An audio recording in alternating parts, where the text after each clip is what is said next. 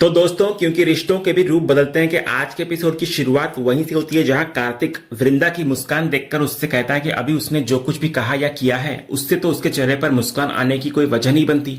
ऐसे में इसका मतलब यही है कि अब वृंदा को भी ये कंसर्ट पसंद आने लगा है और शायद एवी की वजह से ही वो मुस्कुराई है।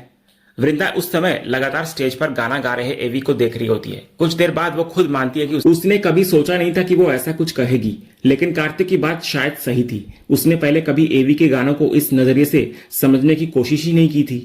अब इस दर्द भरे गाने को सुनते हुए वृंदा को कहीं ना कहीं एवी का दर्द अपने दर्द जैसा महसूस होने लगता है। उसको लगता है कि उसकी आवाज में छिपा दर्द बेहद गहरा है और शायद इसलिए वो खुद को उससे जुड़ा हुआ महसूस कर पा रही है।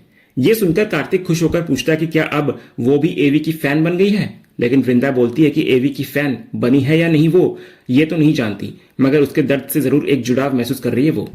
इसके बाद एवी की परफॉर्मेंस खत्म हो जाती है और पूरा माहौल उसके नाम से गूंज उठता है। वहां मौजूद लोग खुशी और उत्साह में लगातार एवी का नाम पुकारने लगते हैं।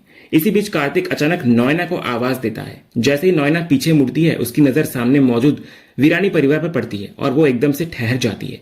हेमंत और बाकी परिवार को देखकर उसके सामने अतीत की पुरानी और कड़वी यादें लौट आती है। उसे वो समय याद आने लगता है जब मिहिर ने उसका अपमान करते हुए उसे घर से बाहर निकाल दिया था। साथ ही उसे हेमंत की वो चेतावनी भी याद आती है जब उसने साफ तौर पर नॉयना को अपने भाई और भाभी से दूर रहने के लिए कहा था।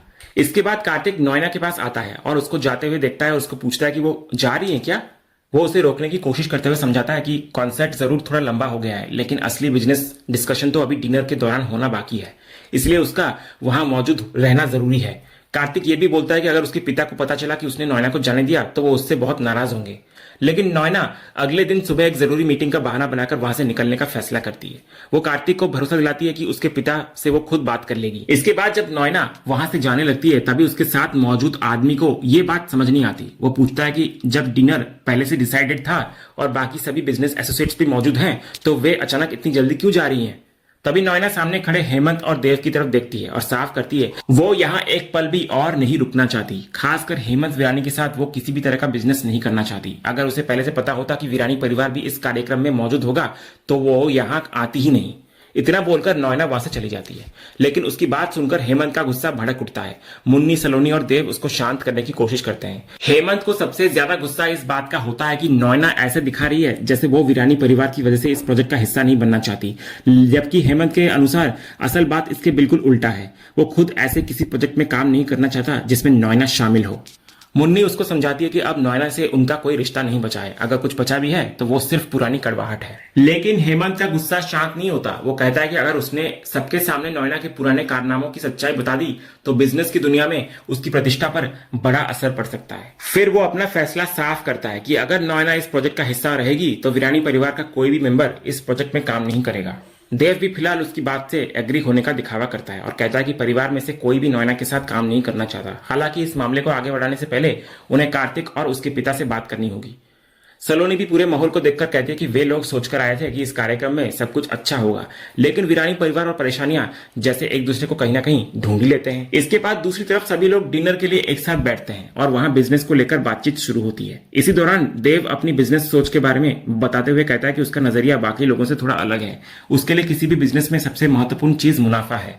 अगर कंपनी अच्छा प्रॉफिट बना रही है तो बाकी चीजें अपने आप सही दिशा में चलती रहती है। वृंदा तुरंत इस बात में अपनी सोच जोड़ती है। वो मानती है कि मुनाफा जरूरी है, लेकिन उनके लिए उससे भी पहले प्रोजेक्ट की क्वालिटी आती है। वीरानी परिवार अपने काम की गुणवत्ता पर गर्व करता है और अच्छी क्वालिटी बनाए रखते हुए भी मुनाफा कमाता है। वृंदा के अनुसार अगर काम की गुणवत्ता मजबूत हो तो प्रॉफिट अपने आप उसका हिस्सा बन जाता है। इसके बाद वो देव की तरफ देखकर उसकी सहमति मांगती है और देव भी उसकी बात से सहमत होता हुआ नजर आता है। हेमंत भी वृंदा की सोच का समर्थन करता है। कुछ देर बाद वृंदा वहां से निकलने की बात कहती है, लेकिन हेमंत बोलता है कि पहले सभी लोग खाना खत्म कर ले, उसके बाद एक साथ निकलेंगे। तभी वृंदा की नजर आसपास जाती है और उसे एहसास होता है कि अक्षय और आरव दोनों वहां मौजूद नहीं है। वो उनके बारे में पूछती है, लेकिन मुन्नी को भी नहीं पता होता कि दोनों कहाँ गए हैं और सबको भी नहीं पता होता। दूसरी तरफ आरव एवी से मिलने के लिए बेहद बेचैन हो रहा होता है। वो अक्षय से कहता है कि किसी तरह एवी को ढूंढना होगा क्योंकि वो उसका ऑटोग्राफ लेना चाहता है। अक्षय उसको समझाता है कि इतने बड़े स्टार से इस तरह आसानी से मिलना मुश्किल है। फिर वो आरव को एक जगह रुकने के लिए कहता है और खुद आगे जाकर एवी को ढूंढने निकल जाता है। उधर अंगद अपने मेकअप रूम में पहुंचता है। कमरे में आते ही वो अपना मास्क उतारता है, चेहरा साफ करता है और फिर अपने कपड़े भी बदल लेता है। अब उसके चेहरे पर एवी की पहचान छिपाने वाला मास्क नहीं होता। इसी बीच आरव एवी को ढूंढते ढूंढते उसके कमरे तक पहुंच जाता है। जैसे ही उसकी नजर एवी के कमरे पर पड़ती है, वो खुशी और उत्साह में तुरंत अंदर चला आता है। लेकिन कमरे में पहुंचकर उसको निराशा हाथ लगती है, क्योंकि वहां कोई नहीं होता। कुछ देर बाद अक्षय भी वहां पहुंचता है और पूछता है कि क्या उसकी मुलाकात एवी से हुई। तो आरव उदास होकर बोलता है कि वो इतनी कोशिश करने के बावजूद एवी से नहीं मिल पाया। एवी उसके इतने करीब था, फिर भी उससे मिलने का मौका हाथ से निकल गया उसका। अक्षय उसको समझाता है कि कोई बात नहीं, अगली बार वो जरूर मिल लेगा। लेकिन आरव की चिंता यही होती है कि अगर अगली बार कभी मौका ही नहीं मिला तो क्या होगा, फिर वो अपने पसंदीदा स्टार से कैसे मिल पाएगा। तो आरव को इतना निराश देखकर अक्षय उसे वहीं पर रुकने के लिए कहता है और खुद एक बार फिर एवी को ढूंढने निकल जाता है। इसके बाद कहानी में एक बेहद चौंकाने वाला पल आता है। अक्षय जब बाहर एवी को ढूंढ रहा होता है, तभी उसकी नजर कुछ दूरी पर पीछे से जा रहे एक शख्स पर पड़ती है। वो कोई और नहीं बल्कि अंगद होता है। अक्षय उसे एवी समझकर पीछे से आवाज लगाता है। जैसे ही अंगद पलटकर उसकी तरफ देखता है, उसी पल अचानक वहां की लाइट चली जाती है और शायद अक्षय को अंगद दिख जाता है। अपने सामने उस चेहरे की एक झलक देखकर अक्षय पूरी तरह हैरान रह जाता है। उसे विश्वास ही नहीं होता कि उसने अभी जो देखा वो सच था या उसकी आंखों का भ्रम। वो धीरे धीरे अंगद की तरफ बढ़ने की कोशिश करता है, लेकिन तभी आरव वहां पहुंचता है और अक्षय को दूसरी तरफ ले जाने लगता है। वो उत्साह में कहता है कि शायद एवी उधर है और उसको जल्दी चलना चाहिए। उसी दौरान किसी के द्वारा अंगद को अंदर की तरफ खींच लिया जाता है। कुछ ही पलों बाद जब अक्षय दोबारा पीछे मुड़कर उस जगह देखता है तो वहां पर कोई नहीं होता। अंगद उसकी नजरों से गायब हो चुका होता है, लेकिन वो एक छोटी सी झलक अक्षय के मन में बड़ा सवाल छोड़ जाती है। अक्षय सोचता है कि क्या उसने सच में अपने पिता को देखा था। वो चेहरा उसे इतना जाना पहचाना क्यों लगा। क्या उसकी आंखों के सामने कुछ पल पहले सच में उसके पिता अंगद खड़े थे। उधर दूसरी तरफ वृंदा बाहर खड़ी होकर अक्षय और आरव का इंतजार कर रही होती है। दोनों को काफी देर हो चुकी होती है, इसलिए उसकी चिंता लगातार बढ़ती जा रही होती है। वो परेशान होकर सोचती है कि आखिर दोनों कहाँ रह गए, क्योंकि अब तो सभी को घर के लिए निकलना था। तभी माधवी को भूख लगती है और वो वृंदा से खाने के बारे में पूछती है, लेकिन वृंदा का पूरा ध्यान इस समय अक्षय और आरव पर होता है। वो माधवी से कहती है कि पहले उसके दोनों भाई मिल जाएं, फिर घर जाकर आराम से खाना खा लेना। फिर वो उसे कहती है कि फिलहाल वो अक्षय को फोन लगाकर पता करे कि दोनों कहाँ हैं। इतने में हेमंत वहां आता है और सभी से घर चलने के लिए कहता है। तो वृंदा उसको बताती है कि अक्षय और आरव दोनों का कुछ पता नहीं चल रहा। ये सुनकर हेमंत भी हैरान नजर आता है, क्योंकि उसे लगा था कि देव दोनों बच्चों को ढूंढने गया है और शायद वे उसी के साथ होंगे। वो सभी को पार्किंग की तरफ चलने के लिए कहता है, ताकि अगर बच्चे देव के साथ आ रहे हो तो वहीं मिल जाएं। लेकिन वृंदा की चिंता कम नहीं होती। उसका कहना होता है कि अगर दोनों देव के साथ होते तो अब तक वापस आ चुके होते।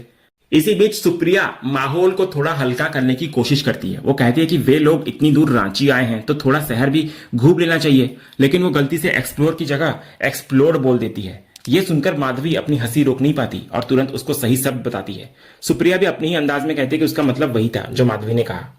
फिर वो वृंदा से भी साथ चलने के लिए कहती है, लेकिन वृंदा साफ करती है कि पहले अक्षय और आरव का मिलना जरूरी है, उसके बाद ही वे किसी और चीज के बारे में सोचेंगे।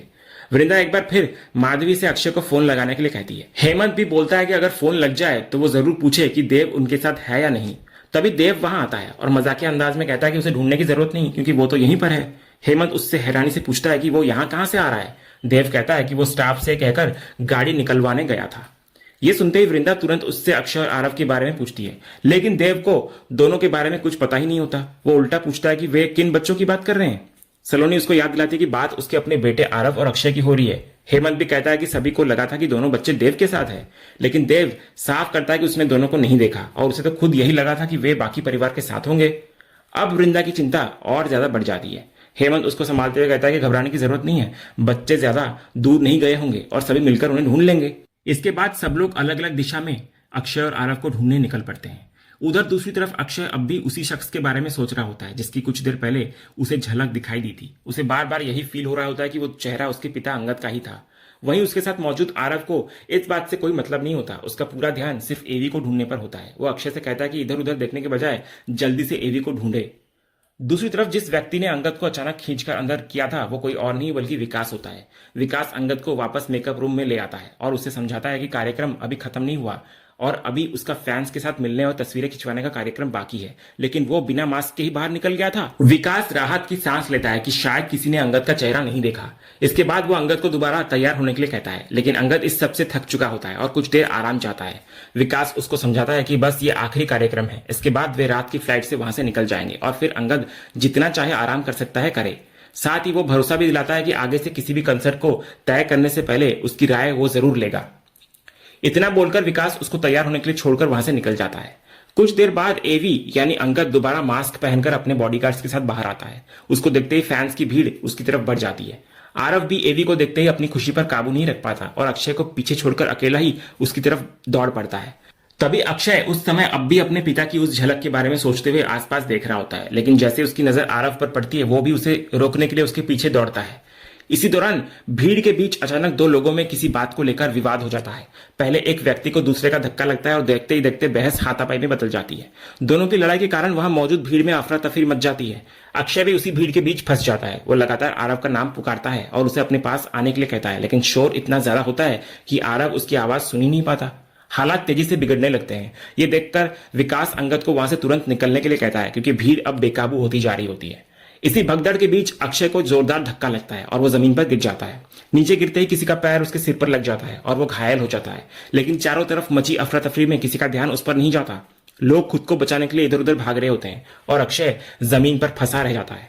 तभी अंगद की नजर उस पर पड़ती है। वो अपनी सुरक्षा की परवाह किए बिना तुरंत भीड़ के बीच आता है और अक्षय को जमीन से उठाकर संभालता है। लेकिन घायल होने के बावजूद अक्षय को अपनी चिंता नहीं होती। वो बार बार अपने छोटे भाई आरव के बारे में बता रहा होता है, जो अभी भी भीड़ के अंदर कहीं फंसा हुआ होता है। ये सुनते ही अंगद अपने बॉडीगार्ड्स को आरव को ढूंढकर सुरक्षित बाहर निकालने के लिए कहता है और पहले अक्षय को वहां से सुरक्षित जगह ले जाने लगता है। इसके अगले ही पल अंगद एक बार फिर भीड़ के बीच जाता है और किसी तरह आरव तक पहुंच जाता है। वो आरव को भी उस अफरा तफरी से सुरक्षित बाहर निकालता है और उससे पूछता है कि उसे कहीं चोट तो नहीं लगी। आरव कहता है कि वो ठीक है। इसके बाद अंगद दोनों बच्चों को अपने साथ लेकर वहां से निकल जाता है। उधर वृंदा, सलोनी, सुप्रिया और माधवी भी बच्चों को ढूंढते ढूंढते उसी जगह पहुंच जाते हैं जहां कुछ देर पहले लड़ाई और भगदड़ हुई थी। वहां का बिगड़ा हुआ माहौल देखकर चारों के होश उड़ जाते हैं। अब वृंदा की चिंता कई गुना बढ़ जाती है, क्योंकि उसके दोनों बच्चे गायब हैं और सामने का नजारा किसी अनहोनी की आशंका पैदा कर रहा होता है।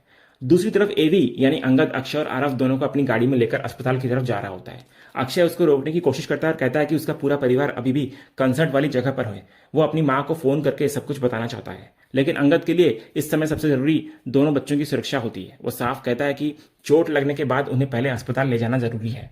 उधर वृंदा बेचैनी से देव से पूछती है कि क्या उसे अक्षय और आरव मिले, लेकिन देव भी मना करता है। ये सुनते ही वृंदा की चिंता और बढ़ जाती है। उधर दूसरी तरफ गाड़ी में बैठा अक्षय लगातार एवी यानी अंगद से वापस कंसर्ट वाली जगह पर चलने के लिए कह रहा होता है। वो समझाने की कोशिश करता है कि उसे और आरव को अस्पताल नहीं जाना, क्योंकि अब तक उनका पूरा परिवार उन्हें ढूंढ रहा होगा और सभी बहुत परेशान हो चुके होंगे। इतना कहते हुए अक्षय अपनी माँ को फोन करने के लिए अपना मोबाइल ढूंढता है, लेकिन तभी उसे पता चलता है कि फोन उसके पास है ही नहीं।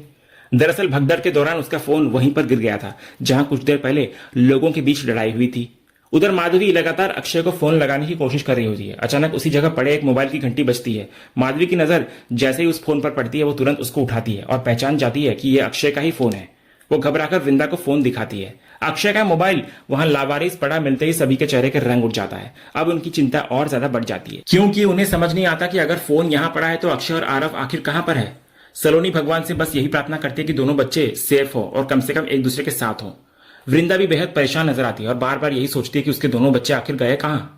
उधर गाड़ी में अक्षय एक बार फिर एवी से वापस चलने की गुजारिश करता है, लेकिन अंगद उसको समझाता है कि जिस जगह से वे निकले हैं वहां अभी भी हालात ठीक नहीं है। इतनी भीड़ और अफरा तफरी के बीच वापस जाना सेफ नहीं होगा। इसके बाद वो अपना फोन अक्षय को देता है और कहता है कि अगर उसे अपनी माँ का नंबर याद है तो इसी फोन से उन्हें कॉल करके बता दे कि वे दोनों सुरक्षित हैं। तो अक्षय तुरंत वृंदा को फोन लगाने की कोशिश करता है, लेकिन किसी कारण से कॉल नहीं लग पाती।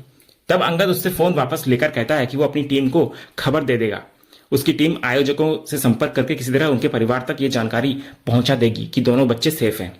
उधर दूसरी तरफ वृंदा और हेमंत ऑर्गेनाइजर्स के पास पहुंचकर जवाब मांग रहे होते हैं। वृंदा बेहद घबराई हुई होती है और बताती है कि उसके 2 बच्चे गायब हैं। वो जानना चाह रही होती है कि आखिर यहाँ ऐसा क्या हुआ और उसके बच्चे कहाँ हो सकते हैं। तभी ऑर्गेनाइजर कहता है कि कुछ देर पहले मची भगदड़ में कई लोगों को चोट लगी है। ये सुनते ही वृंदा और हेमंत दोनों के होश उड़ जाते हैं। हेमंत तुरंत पूछता है कि घायल लोगों को कहां ले जाया गया है। तब उन्हें बताया जाता है कि सभी घायलों को सिटी हॉस्पिटल भेजा गया है और वे वहां जाकर एक बार पता कर सकते हैं। ये जानकारी मिलते ही पूरा परिवार बिना समय गंवाए अस्पताल के लिए निकल पड़ता है। उधर रास्ते में अंगद अपने अंदाज में यह भी कहता है कि आखिर दोनों को चोट उसके कार्यक्रम में लगी है, इसलिए उनकी सुरक्षा की जिम्मेदारी भी उसकी बनती है और एक स्टार होने के नाते वो अपनी इमेज को लेकर भी कोई खतरा नहीं उठा सकता। इसके बाद उसकी नजर अक्षय के सिर पर लगी चोट पर पड़ती है, जहां से खून निकल रहा होता है। वो तुरंत अपना रुमाल निकालकर अक्षय को देता है ताकि चोट पर रख सके। अक्षय खुद घायल होने के बावजूद आरव की चिंता करता है और उससे पूछता है कि वो ठीक तो है ना, लेकिन आरव किसी सवाल का जवाब नहीं दे रहा होता। वो बस लगातार एवी को देखे जा रहा होता है, जैसे उसे अभी विश्वास नहीं हो रहा कि उसका पसंदीदा स्टार उसके ठीक सामने बैठा है। अंगद प्यार से उससे पूछता है कि कहीं उसे चोट तो नहीं लगी, लेकिन आरव फिर भी चुप रहता है। तब अक्षय मुस्कुराकर कहता है कि आरव के चुप रहने की असली वजह चोट नहीं, बल्कि यह है कि वो एवी का बहुत बड़ा फैन है। यह सुनकर अंगद का अंदाज भी बदल जाता है। वो प्यार से आरव को पूछता है कि क्या वो सच में उसका इतना बड़ा फैन है और क्या उसे उसके साथ एक सेल्फी चाहिए। बस इतना सुनना था कि आरव के चेहरे पर तुरंत खुशी आ जाती है। अंगद अपना फोन निकालता है और आरव के साथ एक सेल्फी लेता है। इसके बाद हम देखते हैं कि दोनों बच्चों को अस्पताल पहुंचा दिया जाता है, जहां अक्षय और आरव का इलाज शुरू होता है। इसी दौरान विकास अंगद को एक तरफ ले जाता है और हैरानी से पूछता है कि वो अब तक यहाँ क्या कर रहा है। उसे लगा था कि अंगद एयरपोर्ट के लिए निकल चुका होगा, क्योंकि उसकी फ्लाइट का टाइम भी हो रहा है। विकास उसको तुरंत वहां से निकल जाने के लिए कहता है, लेकिन अंगद अपना मास्क उतारकर साफ कहता है कि वो बच्चों को इस हालत में अकेला छोड़कर नहीं जा सकता। उसने खुद उनकी हालत देखी है और ऐसे टाइम में उन्हें किसी अपने की जरूरत है। विकास उसको समझाता है कि अस्पताल में बहुत सारे लोग मौजूद हैं। अगर किसी ने उसे बिना मास्क के पहचान लिया तो कुछ ही मिनटों में वहां भारी भीड़ जमा हो सकती है और पूरा मामला बिगड़ जाएगा। आखिरकार अंगद वहां से जाने के लिए तैयार हो जाता है और दोबारा अपना मास्क पहन लेता है, लेकिन विकास उसे इस रूप में भी बाहर जाने से रोकता है। उसका कहना होता है कि अगर अंगद एवी वाले उसी मास्क और अंदाज में बाहर निकला तब भी लोग उसे तुरंत पहचान लेंगे और अस्पताल में फिर से हंगामा शुरू हो जाएगा। इसलिए अब यहां से चुपचाप निकलने का सिर्फ एक ही तरीका है, एवी की पहचान को कुछ समय के लिए पूरी तरह गायब करना। अंगद इस पर हैरानी से विकास की तरफ देखता है और पूछता है कि आखिर उसके दिमाग में क्या चल रहा है। तभी विकास उसे अपना एक नया प्लान बताने लगता है, तो अंगद ध्यान से उसकी बात को सुनता है और इसी सीन के साथ आज का यह एपिसोड यहीं पर खत्म होता है। तो दोस्तों, आपको आज के एपिसोड का अपडेट कैसा लगा, अपनी राय हमें कमेंट बॉक्स में जरूर बताएं। अगर आपको आज का ये वीडियो पसंद आया हो तो वीडियो को लाइक और शेयर जरूर करें और ऐसे लेटेस्ट एपिसोड के अपडेट्स जानने के लिए हमारे इस चैनल को सब्सक्राइब करना ना भूलें और बेल आइकन को भी जरूर दबाएं। मिलते हैं हम अगले एपिसोड के अपडेट के साथ, तब तक के लिए धन्यवाद।